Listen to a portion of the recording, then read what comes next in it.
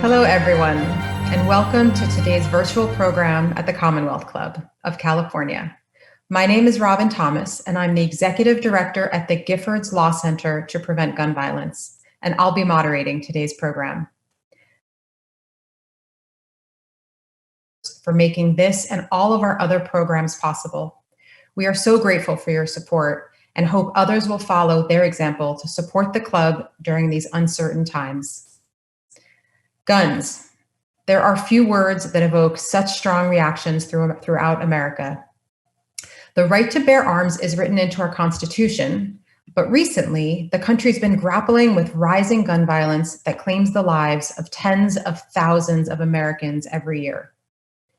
Today's guest, U.S. Senator Chris Murphy, is on a quest to deal with why and how America continues to fall short on this critical public health issue.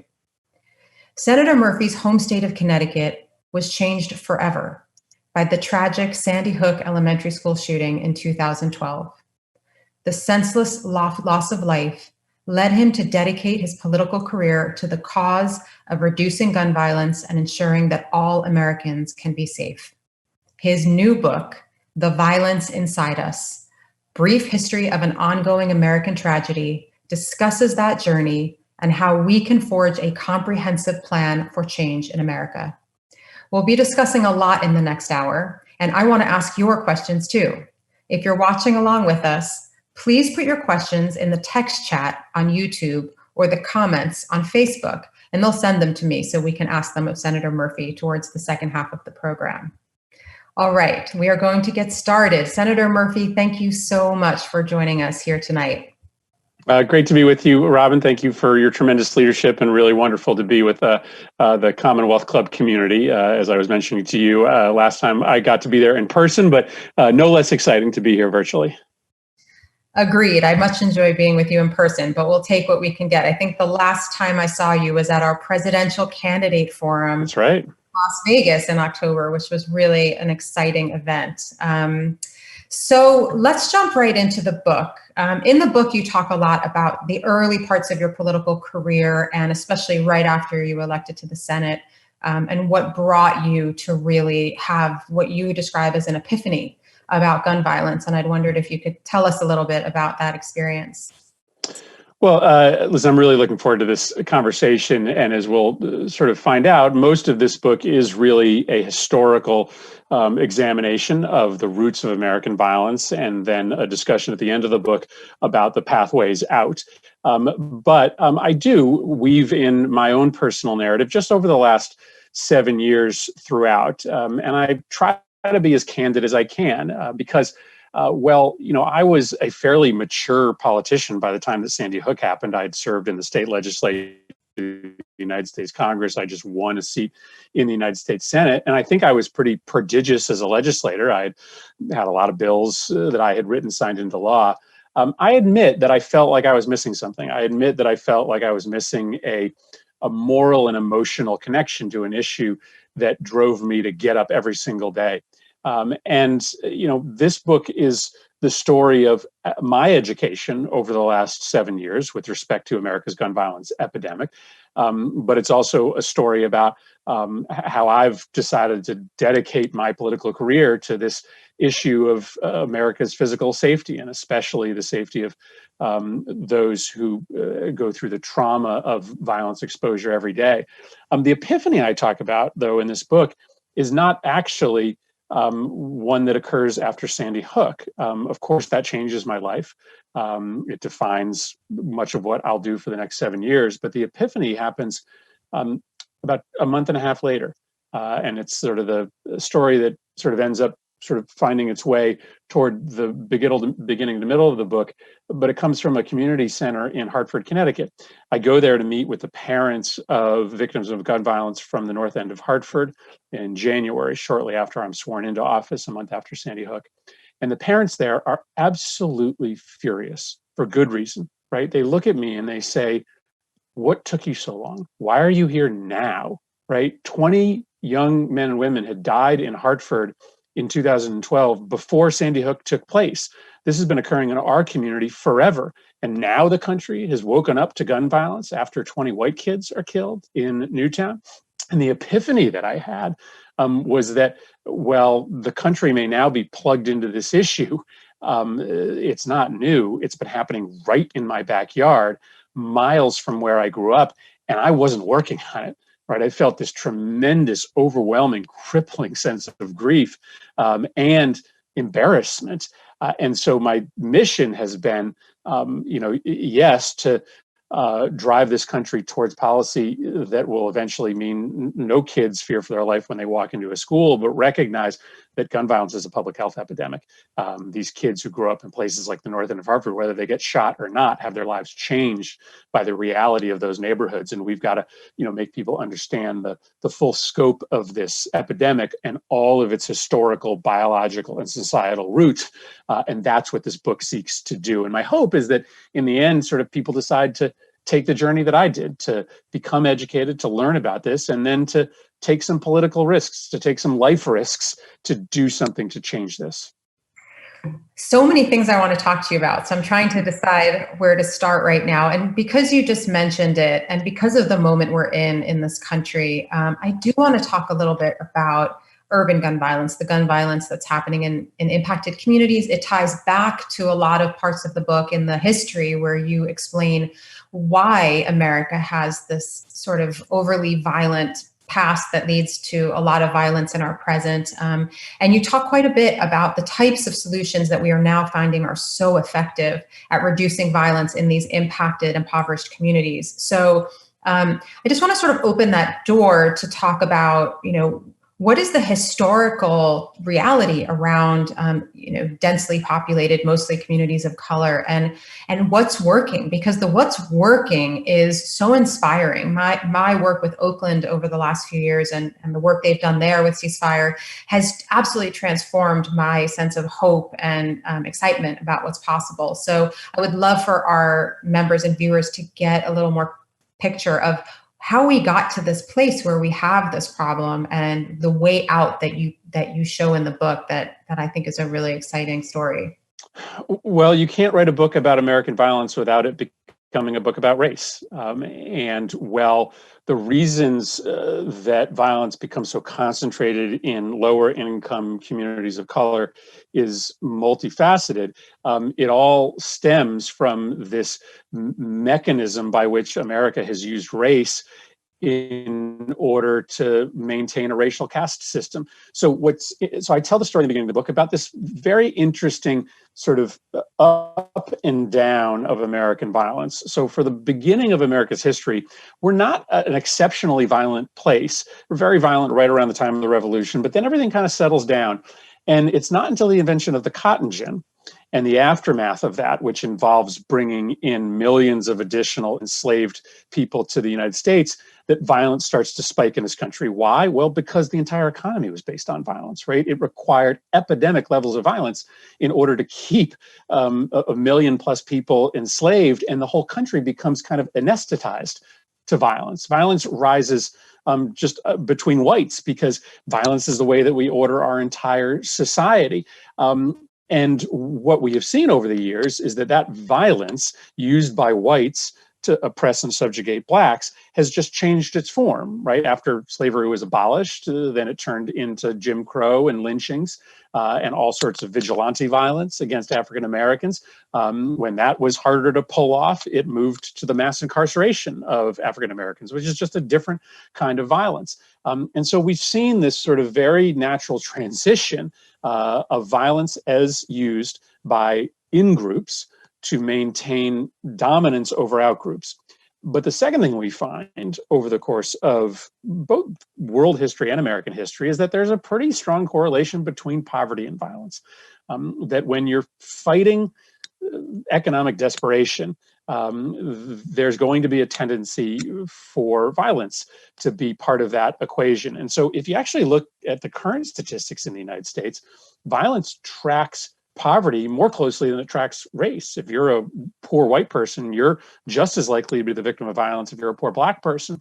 And so what you've seen is that, in places like Oakland, and we did this in Hartford and New Haven for a period of time, when you concentrate resources on these communities, right? And that's what these ceasefire programs are. It's about identifying at-risk populations and then really putting intensive resources to give those individuals a pathway, right, to prosperity that has nothing to do with violence. You get returns, because if you can sort of take poverty and desperation out of the equation for these at-risk populations, then violence is much less likely. And now, as we are on the precipice of a second civil rights movement in this country, we have an opportunity to discuss that we won't really get returns on policy change unless we admit that that violence in all sorts of different forms, police brutality, incarceration, is part of a long tail of American racial violence. And unless we sort of tackle that at its roots, there's no investment in Oakland or New Haven that can do the job alone.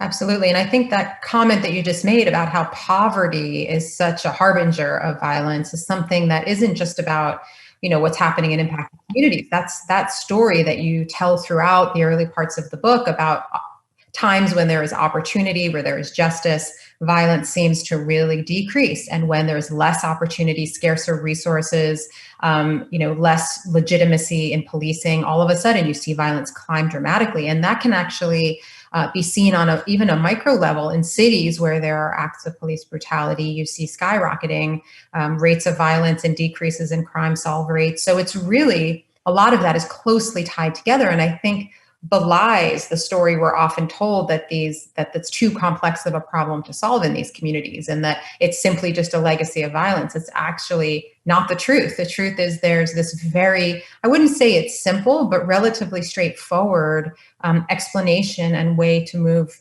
into it. And that sort of brings me to, I thought, a really fascinating point you were making about policing and about the kind of policing that works. And even though it's not sort of the premise, the whole premise of the book, I thought in this moment, it would be such a good story to tell, and I'm going to mangle it. But in Connecticut, there's a police chief there, O'Neill, I think, Chief O'Neill. O'Leary, who's doing things differently. And I had known about him, and I was so excited to read that part of the story.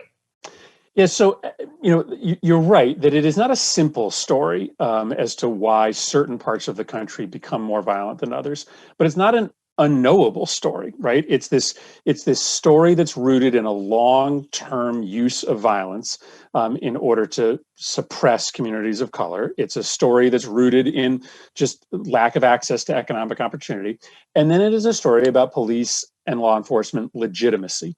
There's a number of stories I'll tell a story of Waterbury, but there's a number of Baltimore stories in this book, and this book is sort of a string of stories to make larger points.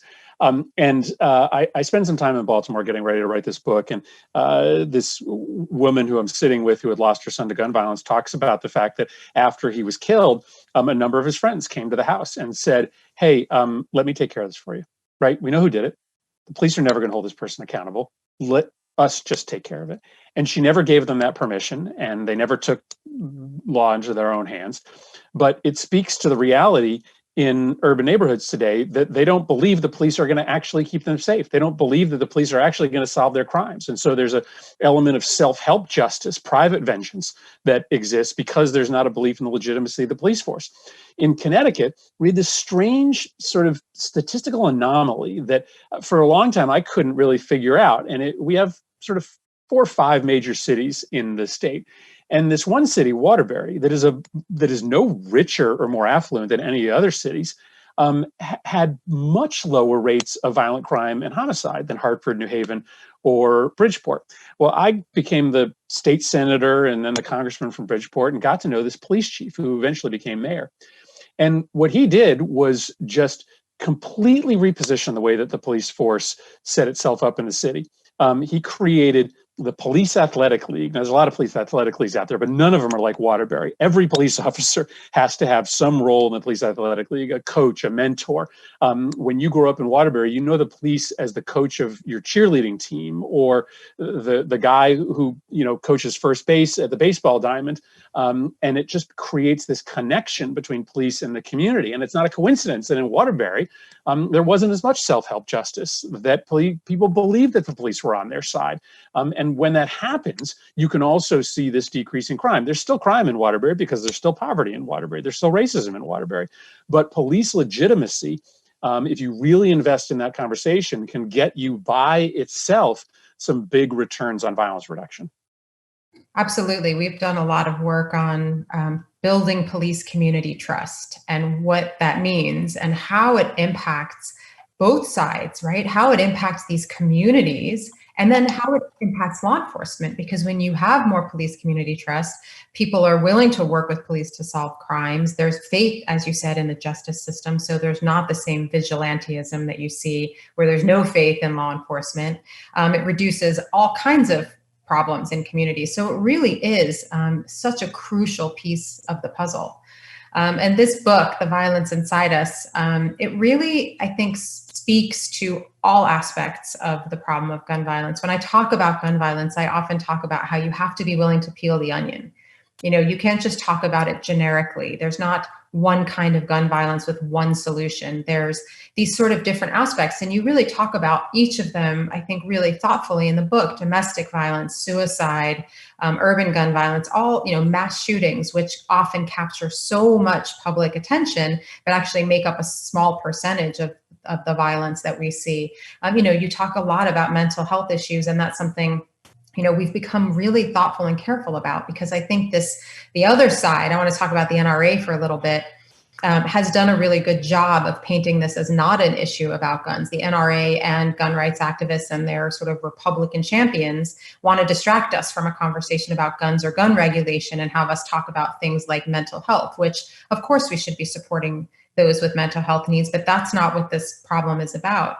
So I want to talk a bit about the NRA. And you talk quite a bit in the book about their history, about the revolution and Harlan Carter. The NRA for a long time didn't take the kinds of positions it takes today. And now with Wayne LaPierre, it's become this not just juggernaut, but really hard line organization. Things seem to be changing there, though. And part of that is, I think, not surprising to those of us that know the organization. But do you think that with the NRA defanged, that could have a big impact on our ability to get things done in Washington?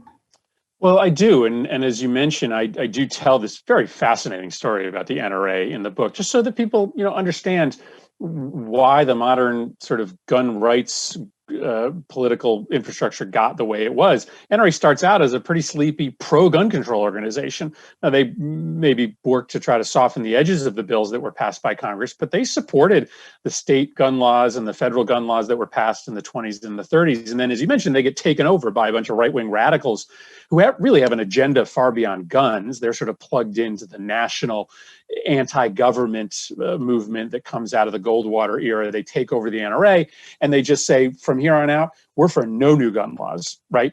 Because we fundamentally believe in the illegitimacy of government to solve any of our problems. And they plug themselves into all sorts of other conservative movements. They sort of overtake the other groups, assert themselves in a position of political primacy. But over that time, there's another phenomenon that plays out that I tell the story of in this book, which is that the gun industry and the gun market changes. So the NRA sort of relied on gun companies to feed a lot of their money.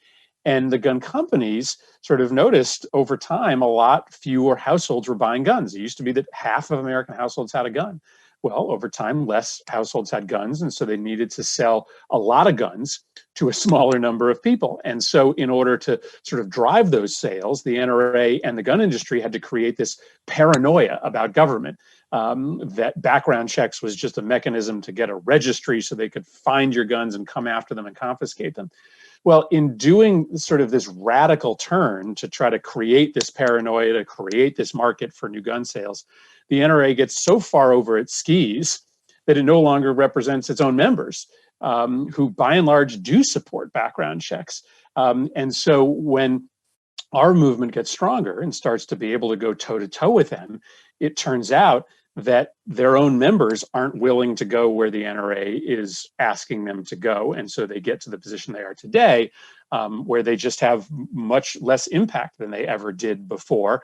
And they have much less persuasive authority over any members of Congress. So I don't know if they're going away, but they managed to get themselves so far out of step with their own membership that they are right now a shell of their former self in terms of political influence. Absolutely. And they're facing a lot of really interesting scandals, which are not related to the book, but I think in the sense that, we really are now dealing with an organization that doesn't operate with a lot of integrity and honesty. You're kind of seeing those chickens come home to roost a bit. I want to sort of pivot back to the issues that you address, I think, really thoughtfully throughout the book. Suicide is one that I think often doesn't get enough attention. And, for those watching who aren't as familiar with the numbers, with the approximately 40,000 Americans who die every year from gun violence, about 2/3 of those are suicides, and it's predominantly rural white men. So people think about gun violence and they often do think about the violence that's happening in impacted communities of color. But in fact, the majority of gun death is not happening there.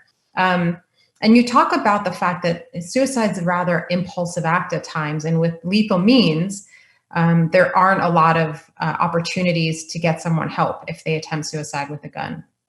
So you mentioned a program that the gun stores have actually, that gun stores have gotten involved, and I've heard of medical communities getting involved, but the way in which intervention can happen with suicide, and sort of the realities around suicide and gun violence. So I'm wondering if you can explain a bit more about that. Yeah, I mean, listen, I hope that there are some surprises in here for, folks who are on the sort of believe themselves to be on the other side of this issue from somebody like me. And so I start the section about suicide talking about this gun dealer in New Hampshire who finds out one day that over the course of the last couple weeks, 3 of his guns had been used in suicides. And, as you would expect, that makes him feel awful. This is a guy who wasn't in the business to make himself a millionaire. He enjoyed guns. He liked selling them, but he was horrified to find out that people were walking into his store buying guns with the explicit purpose of killing themselves. And so he starts out of this little gun shop in New Hampshire, a national program whereby gun store owners and their employees get educated on the signs of self-harm, the questions to ask somebody when they come into the store, so that regardless of whether they pass a background check or not, you can maybe pick up on somebody who's contemplating hurting themselves. And as you mentioned, this is so important because this, as I talk about in this book, suicidal thoughts are very strange, curious creatures, but they are fleeting. The average suicidal thought lasts 20 minutes. From the point at which you start contemplating hurting yourself to the point at which it passes. Now, sometimes it doesn't pass after 20 minutes, but in those cases, access to a lethal weapon is really all that matters. In suicide attempts where you try to sort of take drugs to the point of overdose, you're successful in killing yourself 3% of the time. If you try to kill yourself with a gun, guess what? You are successful 90% of the time. And so that access to the lethal mechanism of suicide is so critically important, which is why it shouldn't surprise anybody that in states that make it a little bit harder for folks to get a gun, right, require you to go through a background check and a registration process with your local police department, suicides go way down. So once again, it's not about, saying you can't have a gun. It's just about making people go through a little bit more of a thought process before they buy it. And when it comes to suicides, it gets a big rate of return. And you are right. The issue of guns sort of and the role of the gun and the role of gun policy in the rate is what connects suicides with accidental shootings, with domestic violence, with urban homicides. But they all have different stories too. And as you mentioned, this issue of suicides is really about rural white men who have, frankly, a different set of issues that are coming into play than occurs in a place like East Baltimore, the north end of Hartford, and recognizing the similarities and the differences in these kind of gun homicide and gun suicide epidemics is part of what the book tries to help people understand. Yeah, we in California, we have a 10-day waiting period that is required on new gun purchases, and that has really helped with reducing suicide, as do safe storage laws. A lot of suicides are not only impulsive, but they are attempted with a gun that's not owned by the person. It's a Right. friend or family member's gun. So locking guns up and securing them is a hugely impactful way to help prevent suicide. I mean, just these simple measures can really help reduce numbers. That California is one of the lowest gun death rates in the country, and certainly the robust regulation we have, as well as in states like Connecticut, New York, and Massachusetts, is certainly addressing all of these different angles that we're talking about. With mass shootings, and I know from doing this work that that's when the issue floats to the top. You and I talk about this every day, but for the rest of the American public, very often it's a mass shooting that captures the attention. I think it feels very personal to people. And so, my organization, Giffords, was founded obviously after Congresswoman Gabby Giffords was shot in the head alongside constituents at a Congress on Your Corner event. I know you got more involved in this issue initially after Sandy Hook. I do believe that these mass shootings are the dominoes that are falling, that although again, it's not the vast majority of shootings, each one of these events, I think Pulse nightclub had a huge impact on a lot of people. And there's so many, and lots of people are brought to the table through feeling connected to or upset or personally touched by these events. Do you think that sort of since Sandy Hook, you mentioned this in the book, but we've been watching these. I get asked this question all the time, like, after Sandy Hook, I thought everything would change, that was the moment, and it wasn't. And does that mean it's never going to happen? And I don't believe that. I think we're getting so close, in fact, maybe as very, very, very close to being able to see change. But has that been your experience with these shootings and with how people sort of the average person who isn't touched themselves, but we need, you talk in the book, how do we activate people? How do we get them not just to care, but to do something about it? Yeah, this is in some ways, this is the toughest to talk about. And certainly for me personally, because these families in Sandy Hook have become very, very close to me. I spent some time talking about what these shooters are not. And there is sort of no evidence to suggest that this is by and large a problem of mental illness. Now, you would say to yourself, anybody who turns a gun on a school or a mall or a church has to be mentally ill. Well, that is not necessarily the case. There are lots of sort of psychoses that can play out in your brain that are different than mental illness. And there's no sign that America has more mental illness than any other country in the world. We have all the mass shootings. So you can't explain this phenomenon through the prism of mental illness, at least not mental illness alone. I think the access to the weapon is a big part of this story. I think that these young men who come up with this perverse, disgusting courage necessary to walk into a movie theater and shoot a gun is connected to their access to a weapon that makes them feel like a character out of a video game. I just don't know that the shooter in Las Vegas decides to do that if all he has is a handgun to shoot from the Mandalay Bay rather than the automatic weapon that he had fashioned. And so it's not coincidence that as soon as the assault weapons ban disappears, we start seeing all of these shootings begin. They are also copycat in nature. If you look at what most of these shooters were thinking about and doing and talking about online before they carried out their shooting, they were referencing shootings in the past. And so when they see sort of society doing nothing in a meaningful national way to condemn and stop these killings, then they sort of perceive some unintentional implied endorsement, and they look backwards to plan for the future. But if I can just finish this thought by going to the beginning of the book, because the beginning of the book talks about this strange sort of up and down of American violence over the last 100 years. There are two giant dips in gun violence rates in this country in the last 100 years. And not coincidentally, they occur right after the two most comprehensive anti-gun violence measures passed in the last 100 years. After the 36 and 38 law, violence plummets in the United States. And after the assault weapons ban and the Brady handgun bill, violence plummets.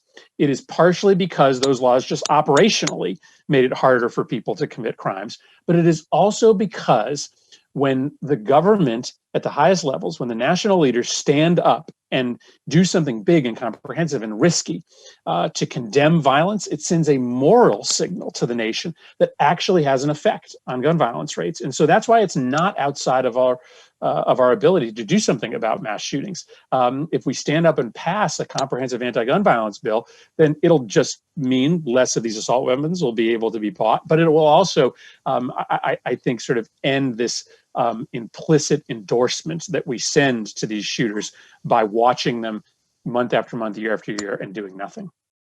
I absolutely agree. I think following the trajectory of the marketing on a lot of these guns has been fascinating for me, because you have these basically military assault weapons, not ever intended for civilian use, being marketed as sporting rifles, as if, if you're sporty, this is what you buy. You buy, an AR-15, and it just couldn't be farther from what true, marksmanship is about.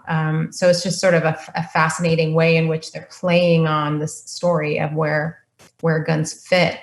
I have a lot of questions coming in, but I have a few more that I want to get to before we turn to audience questions. And one is about what I have seen. You touched on it a little bit in your book about Lucy McBath and some of the political changes. But, I've noticed, for example, in a state like Virginia, the Virginia elections, state elections recently, and what happened there with both Democrats and those championing gun violence prevention getting elected, and with the most recent congressional races in 2018, a huge shift in this no longer being a third rail political issue. To me, that may be the biggest, most important statement of all about the movement that I'm seeing. And from your perspective on the inside, is that being reflected in the conversations you're having? So, as you know, this was never a third rail political issue. The greatest success of the gun lobby was perpetuating this fraud on the American public and the political system, that the issue of guns was untouchable. And I spend some time talking about 1994 in this book, because that's where it all starts from. So after the Democrats lose control of the House of Representatives in 1994, it becomes political conventional wisdom that one of the defining reasons for that loss was the vote on the assault weapons ban. That is helped by President Bill Clinton, who actually is one of the people who says that, it was the assault weapons ban that caused us to lose the House, which was, sort of a way for him to make himself look heroic, that he took a tough stand and they paid the price at the polls, when in fact, it was a wildly unpopular president who naturally just lost a lot of seats in a midterm election. What is actually the case is that people loved the assault weapons ban in 1994. It had huge public support. Ronald Reagan was its biggest proponent, begging Congress to pass it. There were few things Congress did that was more popular than the assault weapons ban. But after 1994, it becomes this article of faith that, oh my God, Democrats can't touch the issue of guns. It'll kill us. No, we made an enormous mistake for 20 some odd years by staying away from an issue that actually enjoyed broad public support. And then, our own political epiphany, we finally figure out somewhere around 2016, 2018, that we had it wrong the entire time. And Lucy is this sort of perfect story, right? Because the Georgia 6th congressional district was the obsession of the entire political class. It was the first special election after Trump's victory. It was John Ossoff who was running, and I love John. But in that race, John was told by folks to just sort of, not talk too much about guns, and he didn't. And he stayed away from that issue, and he lost. Well, this is a district that Republicans had held for decades and decades and decades. Along comes Lucy McBath, an anti-gun violence advocate whose son was killed in a gun homicide, who wears this issue on her sleeve. And she runs for that same district in 2018 and just runs proudly against assault weapons for background checks, and doesn't listen to what any of the sort of mainstream consultants tell her, and she wins that district. Why? Because she's speaking to 90% of Americans who want universal background checks, regardless of whether it's in Connecticut, California, or Georgia. And so our movement is getting stronger, in part because we have just finally figured out that there was a myth that we were living under for a very long time. And when you're plugging into a place that 90% of your voters are, you can't help but win when you're running against candidates that are plugged into only 10% of voters. Absolutely. And in just watching from the outside, I'm not a Beltway insider, but seeing what's happened in the last couple of election cycles, it was very hard to find many candidates willing to run as champions of gun safety. And now it's not hard at all. I think of the 300 candidates Giffords endorsed in the last election cycle, 251, and these are champions. So it has become an issue where it's a winning issue, not a losing issue if you talk about it, but rather a winning issue if you do. And that is exciting, because I think hopefully that speaks to, when we do have the majorities, that this is going to be an issue we can tackle intelligently and thoughtfully, as you do in the book. Sort of going back to some of the things that I think it's helpful for people who don't know to understand, the Second Amendment. I will admit, Senator Murphy, I was a little surprised when I read what you said about the Second Amendment. Now, we're both come from the legal world in the sense of, the Constitution and how the interpretation of the Second Amendment has evolved. When the Heller decision in 2008 came out, I don't think we were shocked at the outcome, but we were certainly disappointed. But it sounds like you've made your peace with it, and that you have a sense of a different balance point than I think I've come to yet, and many sort of doing this work have come to. And I think it was really interesting how you explain that part of your sort of journey on this issue. Yeah, it's part of why I think some folks will be surprised at elements of this book.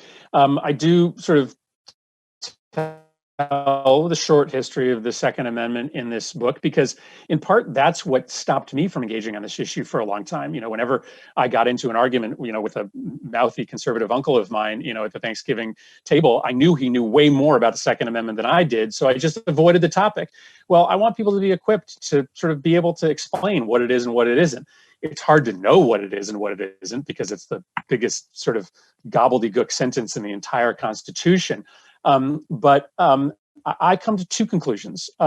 One, which you probably agree with, that the Second Amendment itself is probably about militia maintenance.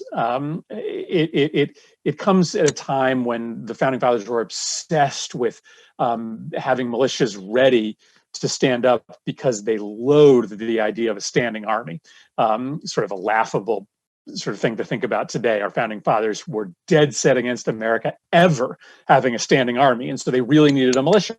And so the Second Amendment is probably just about that. But having gotten ready to write this book, I spent a bunch of time with the sort of broader context of the writing of the Constitution, and I came to the conclusion that our founding fathers probably did recognize at the time a common law right to gun ownership that they likely took for granted as they were writing the Second Amendment, which may in fact be why they didn't write it explicitly into the Second Amendment. And so I come to this conclusion that there is likely a constitutional right to private gun ownership. But I also tell the story about the immense amount of gun regulation that existed at the time of the Second Amendment's writing.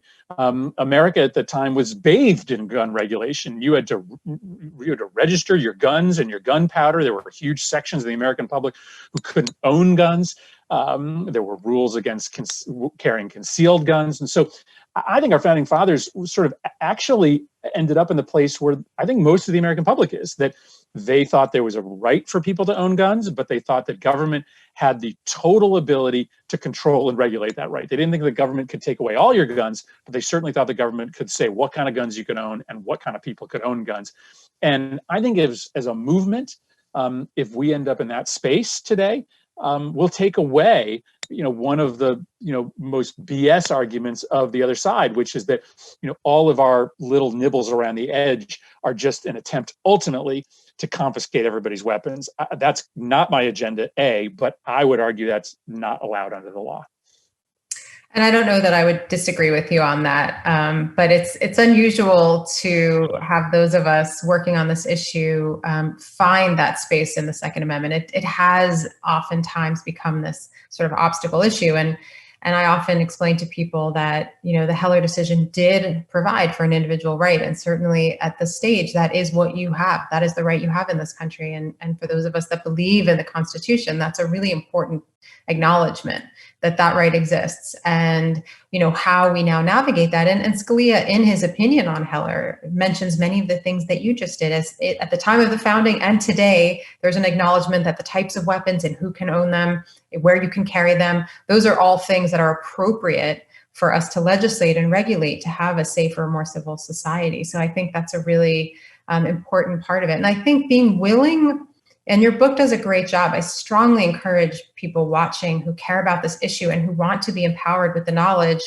to have these conversations. To, you know, when I started doing this work, I had the same experience you did, Chris, where I felt like those, even, you know, people who didn't do the work on this issue, just gun rights activists in general, knew so much about the law, about the issues, about guns, that it was hard to have an intelligent conversation on my end until I really learned a lot. And I think people feel intimidated by that. But this book will give you the primer you need.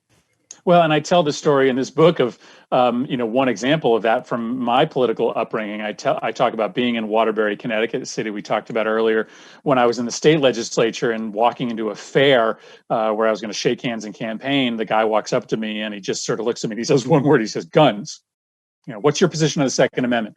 And I was so reticent to engage in this issue because I was sure he knew more than I did about all of this, that I gave an issue that the NRA would have been proud of. I said something like, "Oh, well, you know, all this focus on guns, we really need to talk about the person and, you know, why did the person decide to commit the crime? And, you know, that's really where our focus should be." And like, what a terrible response. I should have at least tried to engage this guy to see where he was and argue, you know, the brief on background checks or assault weapons bans. But because I wasn't equipped with the knowledge I felt I needed, I just backed away from the argument. And that's what I'm hoping this book is. It's a series of, I think, very interesting and compelling stories that in the end, you know, give you the ability to have that argument, you know, whether you're on the phone with a voter or at the dinner table with a relative. I want this book to be able to give you that digestible argument for why violence happens in America,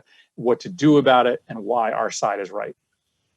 Well, it definitely does that. And I think when I call it a primer, I mean, I think it's a really fair look. So to the extent, you know, there are arguments on the other side that we hear so often, some of which have some merit, some of which don't. You speak to that. You speak to, you know, in your role, you know, in the Senate and before that in the Congress, what you're hearing from constituents and how that influences the conversation. And I think what's one of the things that's really powerful about the book is that you really walk away feeling like you have a comprehensive and holistic sense of the whole conversation and a positive outlook on how we can get ourselves out of this. You know, gun violence had been steady for most of the last 20 years until the last 2 or 3 years, and it's gone up quite a bit in the last 2 years from the numbers that we're seeing. You know, at least 10%, maybe more, depending on how you look at the numbers, and that's significant. That's a lot of lives. So we're not, you know, in some states like California, Connecticut, you know, and others, we're seeing huge reductions, and not the rates are not increasing, but in a lot of states, the rates are going up. And I think without comprehensive federal reform, it's very difficult to stop the flow of guns. You know, in cities like Chicago, the guns are coming from outside of Illinois, if not at least out of Chicago. So comprehensive federal reforms necessary. Okay, so now I'm going to look at the many questions that I have coming in and see if I can start getting to our audience. Okay, here's a good one. Would government investment in programs like an expanded AmeriCorps program help reduce gun and gang violence and change attitudes towards gun ownership and possible use? Well, I mean, I think any investment in poor communities is going to get you a benefit when it comes to gun violence. I mean, I think we've seen these targeted programs work very well.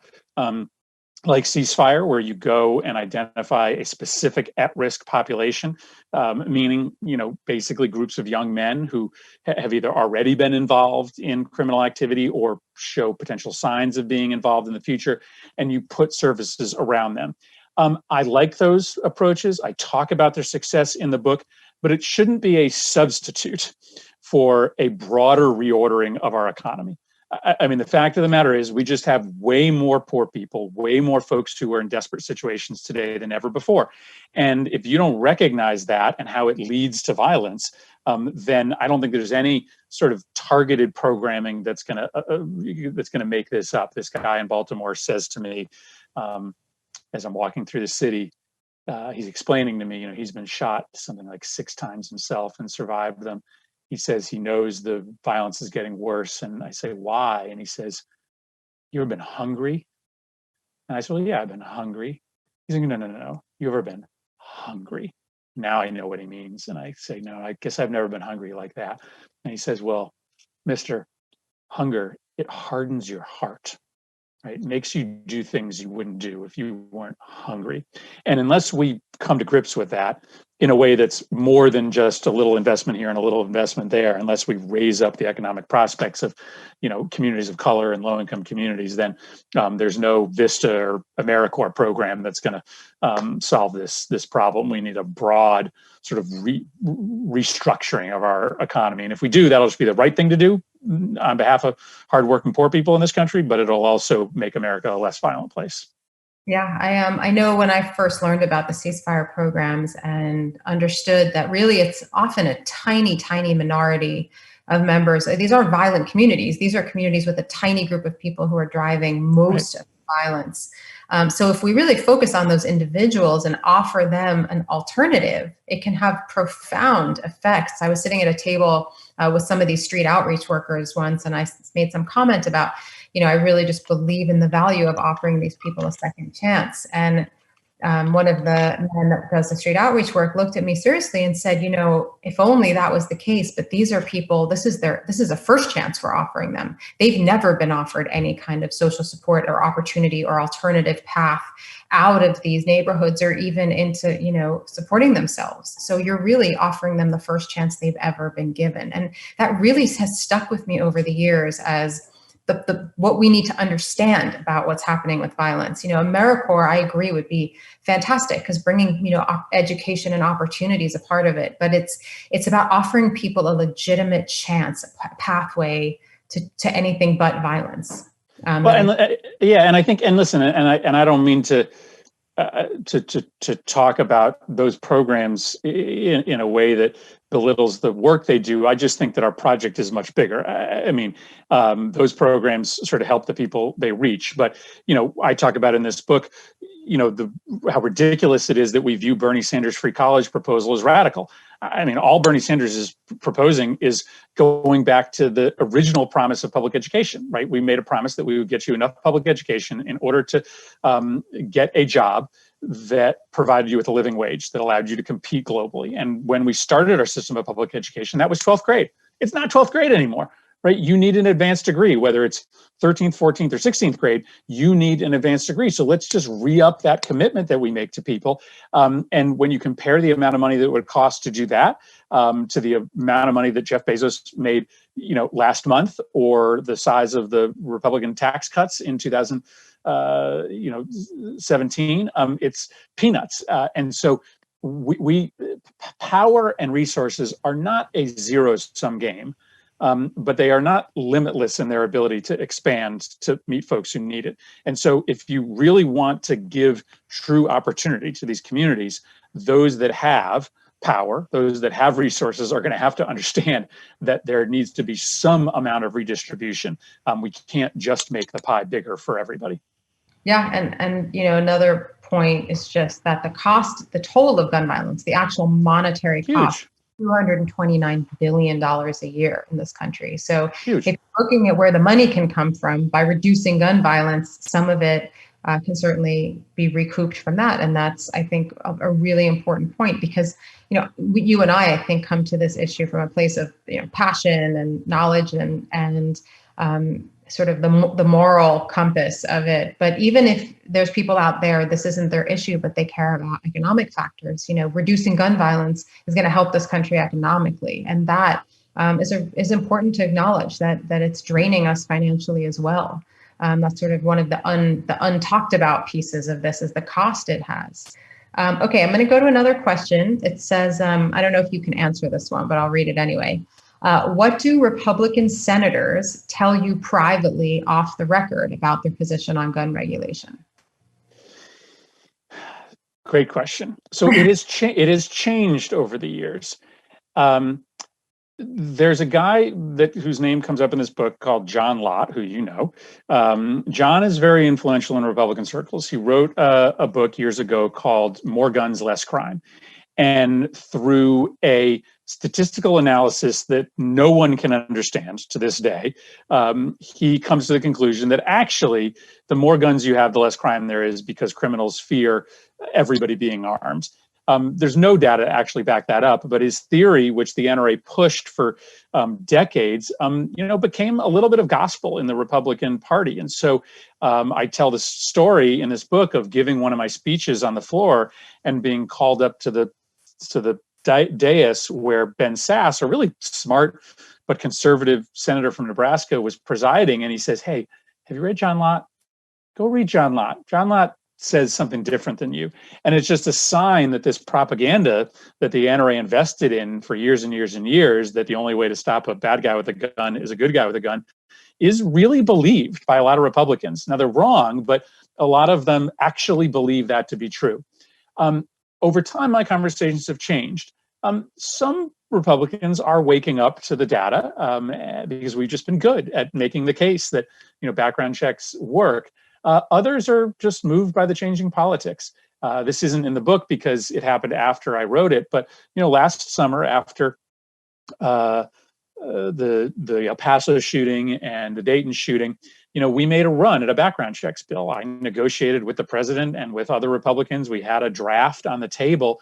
And the reason that I was getting phone calls during that time from Republicans saying, "Hey, you know what?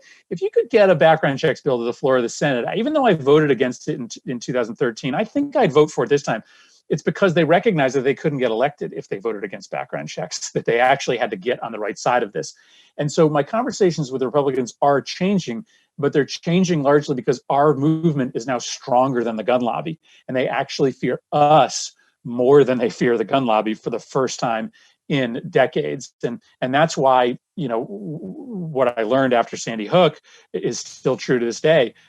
Politics doesn't change in this country on a dime, on a mark, at a moment. You've got to build political power, which takes time. Often it takes decades. In our case, we've built a political movement that's stronger than the other side in 7 years, but that's what's starting to shift conversations with my Republican colleagues. I would agree with that. I think, we outspent them in the last election cycle. We forced them to get outvoted in many cases. I also just want to, before I go back to the questions from our audience, the grassroots movement has changed a lot. And I wonder how much you think that influences things, whether it's the March for Our Lives students, the Moms Demand Action. I've seen a huge resurgence of grassroots energy around this that didn't exist before Newtown or before Parkland. No, I mean, we're the movement now that lobs more phone calls and more emails into people's offices, right? I mean, we have the numbers all of a sudden. I do, and I say this in the book, I do think that there's no turning point in this movement, but Parkland is as close as you get. I mean, every great social change movement in the history of this country and frankly in the world has been led in whole or in part by young people.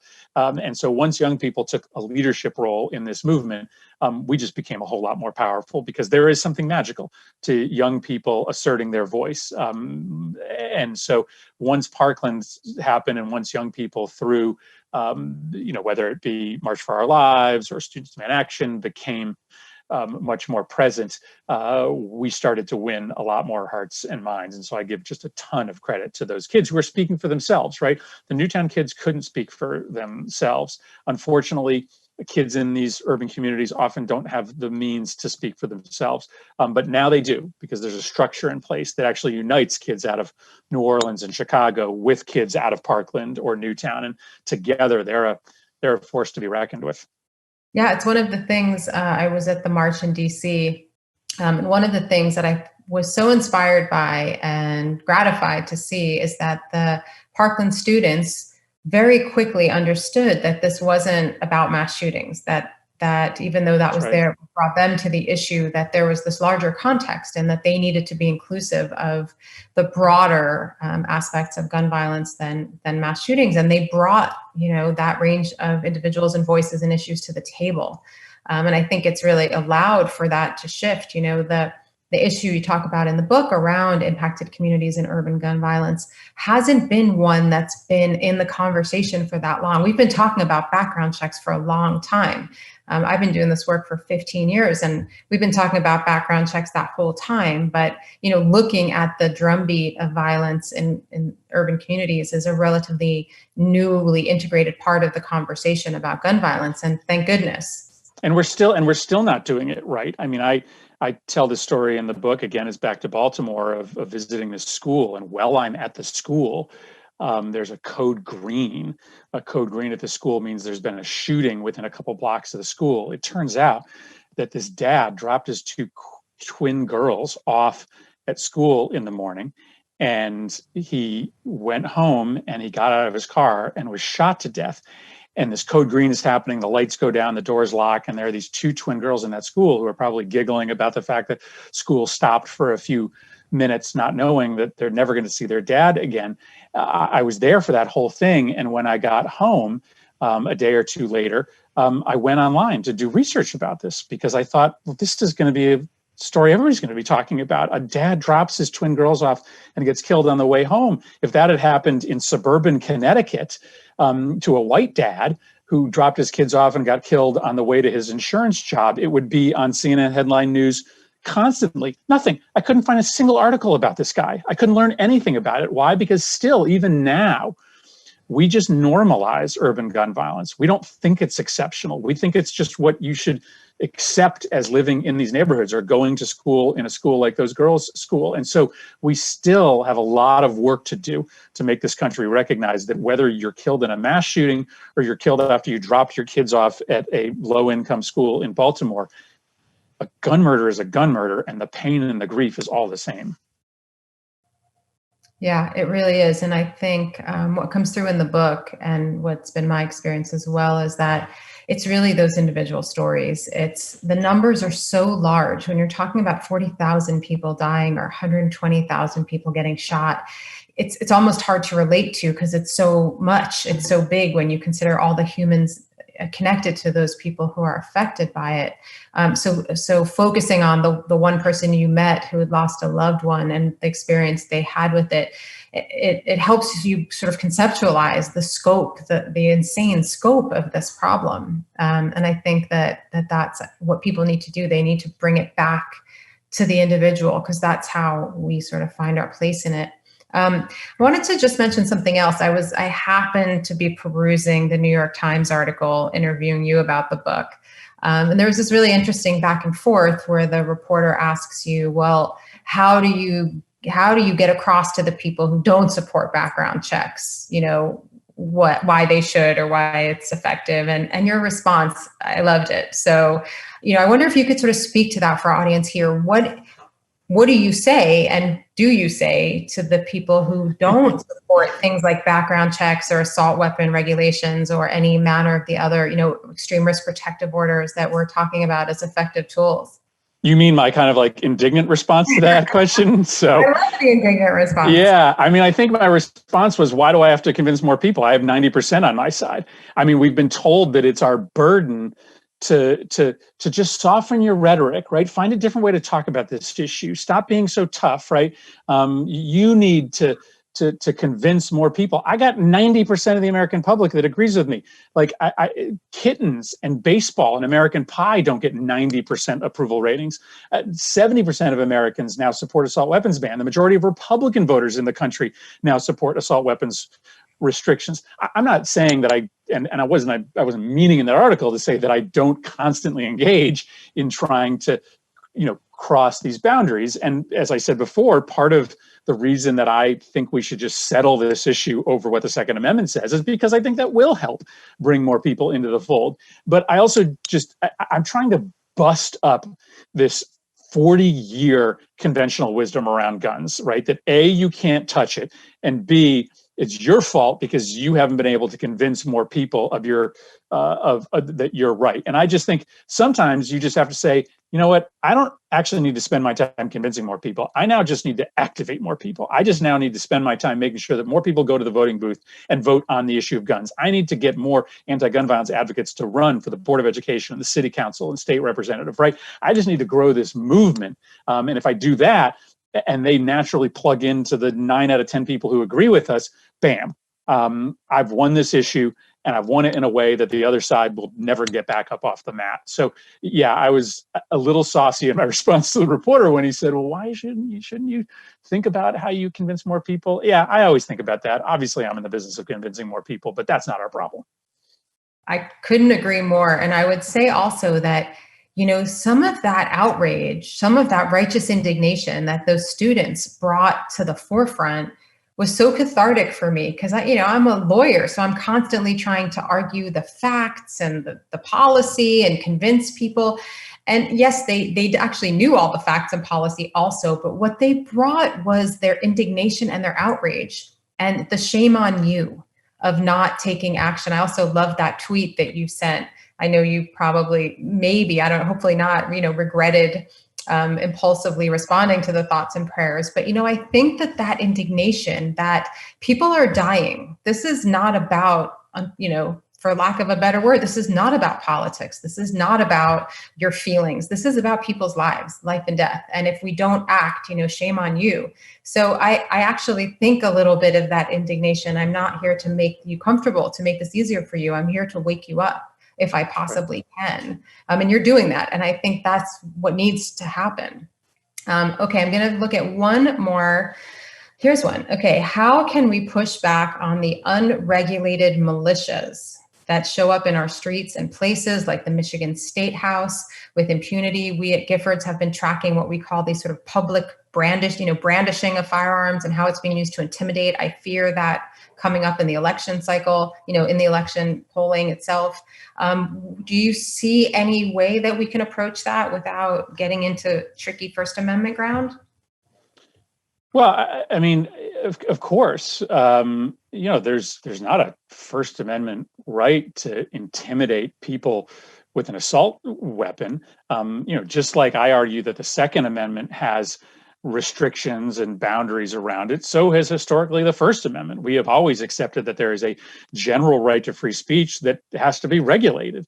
Right? There's libel laws. There's laws against yelling, fire in a crowded theater. So there are limits to both the First and the Second Amendment, and state interventions can be determinative here. I mean, again, they're normally carrying these military-style assault weapons. I just don't know whether these guys would be as excited about, walking around as fake law enforcement if they couldn't carry assault weapons. If they could only carry pistols, it might just make, the whole exercise a little bit less intriguing to them.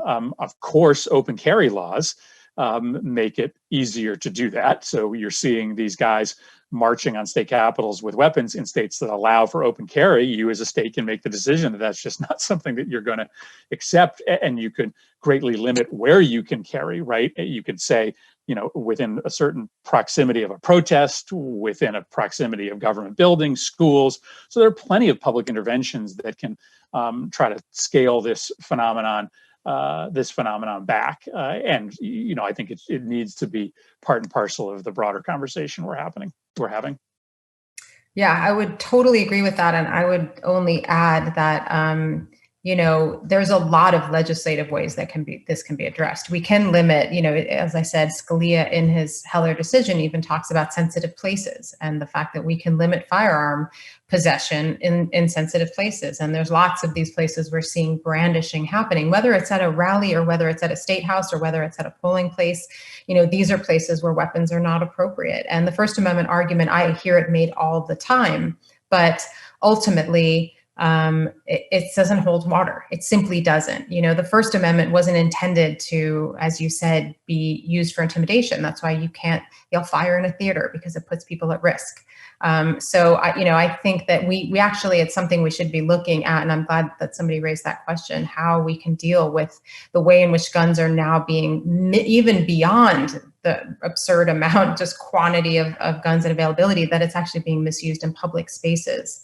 And that's been coming up more and more and leading to some tragic outcomes. Okay, we are almost out of time. So before I close, I just want to say what an absolute pleasure it is having you in the Senate and having you as our champion and having you there to hold the flag. The filibuster, which you talk about a bit in the book, for those of us working on this issue day in, day out, there couldn't have been a more profound experience of gratitude for putting yourself out on the limb, because it's a tough issue, and it requires you almost to feel like you're constantly out on a limb in some regards. So we are just also grateful for the work you do and for your willingness to not deviate from your commitment to this cause and to this problem. So thank you. And thank you for writing this book. I've often thought about writing, and when I've thought about a book on this topic, it would look very similar to what you wrote, really fleshing out the different aspects of gun violence, the solutions, the myths, how we got here, why we are in this position we are as a country. And it's a really just beautifully written book. So congratulations for those of you watching. The Violence Inside Us, A Brief History of an Ongoing American Tragedy. When is the release date, Senator Murphy? It just came out, so it's out this week. So it is now on shelves. You can order it online at your favorite bookstore right now. Wonderful. So for those of you watching, go order it right now. If you go to bookstores, do that, or you can get it delivered or curbside pickup, whatever suits you. Thank you for joining us tonight. And we want to thank our audience, as always, for watching, for participating, for asking questions. If you want to watch more programs, go to thecommonwealthclub.org/online. And please support our efforts. These are strange and difficult times, and having this kind of conversation and discourse, educating each other, is more crucial than ever. So please support the Commonwealth Club. Buy Senator Murphy's incredible book. I'm Robin Thomas, Executive Director at the Giffords Law Center. Thank you so much to everyone, and please stay safe.